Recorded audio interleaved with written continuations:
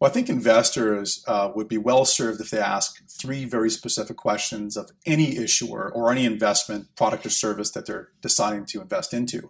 The first question that investors, generally speaking, ask when they come into a presentation is, how much money am I going to make? The investor. That's the last question investors should ask.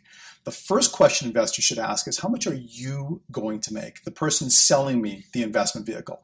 Now, why do you want to know that? You want to know that because you want to know if the issuer is aligned with the investor. If the average investor walked in and said, I'm going to buy $250 million in bonds, sir, how do you make your money? And the response is, well, I make $100 million up front. The chances are pretty good people are going to exit out the door. So that's question number one. But that's not necessarily the case because some people may think, well, that's reasonable.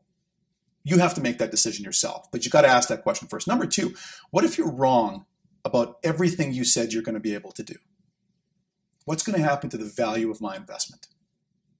So then you as an investor have to sit back and say, great, I'm going to give $100,000 to this company. They purported to be able to successfully proffer this business plan and execute on it. If they're wrong, I've got about $20,000.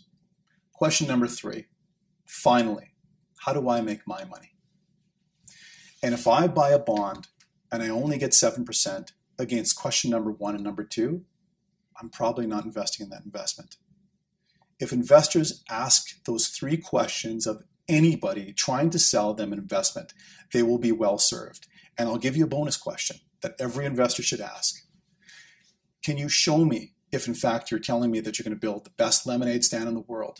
Where in your past you've built the best lemonade stand in the world, and then show me the results of that lemonade stand. I think they'd be well served.